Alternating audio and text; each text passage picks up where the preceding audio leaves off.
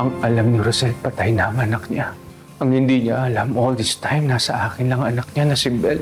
Isusumpa ako ni Rosel kapag nalaman niya ang totoo. Medyo weird nga eh, pero ever since nung nawala ka, parang grabe yung effect niya sa akin eh. Parang may nawalang parte ng katawan ko. Alam ko kung bakit. Ikaw na naman? Itiko mo yung bibig mo kay Bel. Lalong-lalo na kay Rosel. Dahil ako magsasabi kung kailan nila malalaman ang totoo. Baka naman si Rosel na ang dinadalaw mo at hindi si Tyrone. Paulit-ulit ka. Chris, minsan yun na ako niloko at pinalampas ko yun. Kaya wag na ulit gagawin yun. Gumagawa pa kayo ng bulaklak na para sa pati. Pero ang gusto kong gamitin nyo na rin, yung pulang-pulang ribbons. Katulad, hindi kasi bagay yung pula sa funeral. Babagay ang pula sa pagtitigyan ko. Alam mo bakit? Dahil immoral siya. Ano? Nanguhulaan mo na ba kung sino pa dadalang ng bulaklak?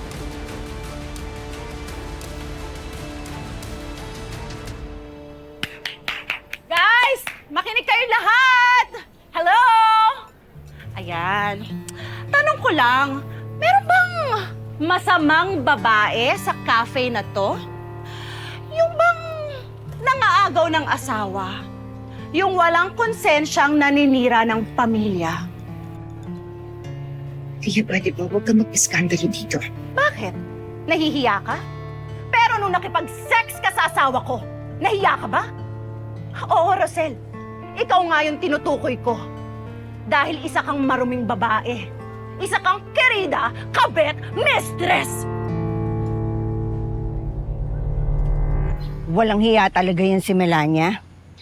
Kung hindi ko lang talaga naiisip si Sir Chris, sasabihin ko na kay Rosel ang totoo eh. Malu, di ba sinabi ko na sa'yo huwag na tayong makialam dyan? Hindi natin alam kung ganong kapanganib yung Melania yan. Alam kong konsensyang-konsensya ka na. Pero Malu, mas hindi ko kakayanin pag may masamang nangyari sa'yo.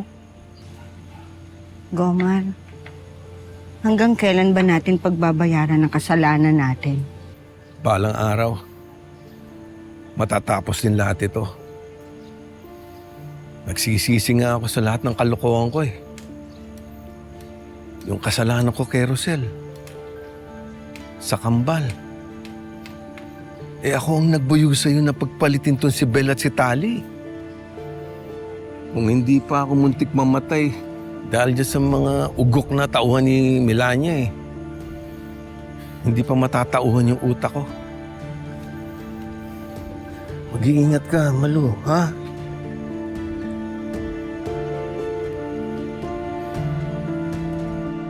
Mababa ang pinag-aralan mo, pero hindi ako bastos. Kahit anong sabihin mo, hindi kita papatulan. So feeling marangal ka ngayon? Pagkatapos mong sirain ang pamilya ko. Minsan mo nang nilandi ang asawa ko. Pero ayaw mo pa rin tumigil. Paulit-ulit kang bumabalik at para kang fungi na ayaw umalis. Marumi ang pag-iisip mo. Kasing dumi ng bibig mo. Alam mo, mababaw ang mga bulaklak dito eh. Pero sinisira mo dahil sa mabaho mong pagkatao. Wow! So ako pa yung mabaho ang pagkatao ngayon? Isa kang ipokrita, bait-baitan, santa-santita, pero ang totoo, mas makati ka pa sa higad! Pwede ba umalis ka na? Baka magbago ang isip mo at patulang kita. O, edi patulan mo Umalis ako! ka na! Hindi! Patulan mo ako! Ako yung inagawan, kaya ipaglalaban ko yung pagmamayari ko! Di ba umalis ka na? Ang yaka!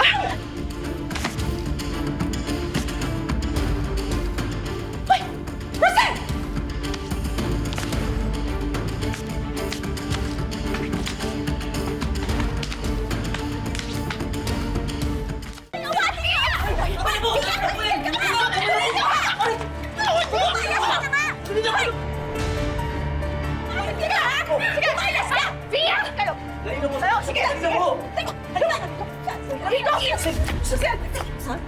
Sige, lumapit kayo! Subukan nyo lumapit at idadamay ko kayo!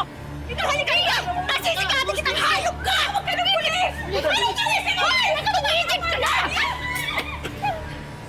Tumigil ka na, Pia! Amang mo lang yan! Lumalapit ako sa akin! Sige!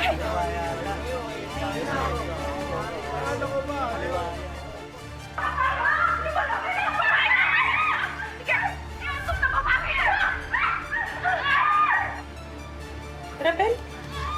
Beng.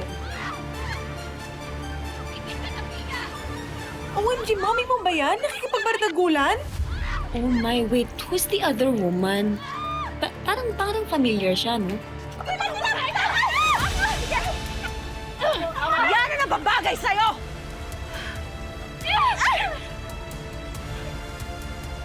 Lubayan mo yung kaibigan ko, Fia!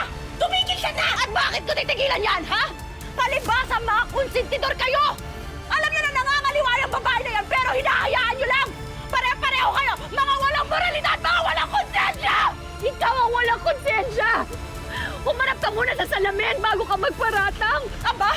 At sumasagot ka ba? Huwag ka nang magmalinis dahil alam na ngayon ang lahat ng kalandian mo! Malalaman na nila kung ano ka talagang klaseng babae! Tumahimik ka! Umalis ka na! Tumahimik ka! Dapat lang mangyari sa'yo yan, Rosel. Kayo lahat! Guys, upload the video! Sigurado ako, magte-trending ito! At eto ha, Paano nagawa to ni Mommy? tingnan nyo to dahil ito ang palatandaan ng kalandian ng babaeng yan! Umalis ka na, Via! Umalis ang hiya na nakipag-sex sa asawa ko at patuloy niya sinisira ang pamilya ko! Huwag po kayo mag-video. Tigilan niyo yung kayo mag-video! Magkakasuga niya itong pinutol ko! This is too much. Hoy, Bel. Napakasama talaga ng ugali ng mami mo, no? No wonder may pinagmanahan ka. Wala akong kinalaman dito, Tali. Huwag kang magalit sa akin. Siguro nga wala kang kinalaman. Pero the mere fact na inagawan mo rin ako ng boyfriend, ibig sabihin pwede kong gawin sa'yo yung mga ginawa ng mami mo sa mami ko, ha? Pwede ba, Tali? Huwag ka nga manggulo dito. Can you just leave us alone? So ano, ha? Pinagtatanggol niyo tong kaibigan niyo ng mga agaw? Tali, ang tagal na tong issue na to. Hanggang ngayon, bitter ka pa rin? Yes, Bel. Kasi never ever kong makakalimutan lahat ng ginawa mo sa akin. Hinagawan mo ako? Pwes, aagawan din kita ng future. Tali, anong pinagsasabi mo? Umalis ka na!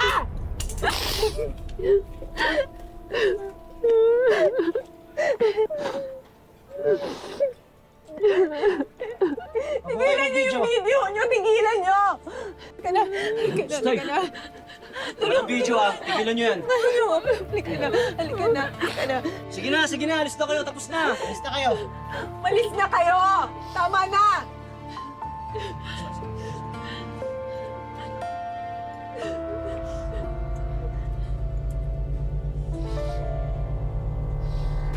Hinding-hindi mo makukuha ang pinaka-pinapangarap mo.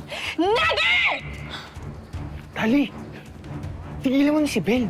Mabitawan mo nga ako? Kadiri ka. Inagaw mo lahat sa akin. Pero sorry ka na lang. Wala kang alam sa totoo mong pagkatao. At hanggat nandito ako, hindi mo na makikilala ang tunay mong ina.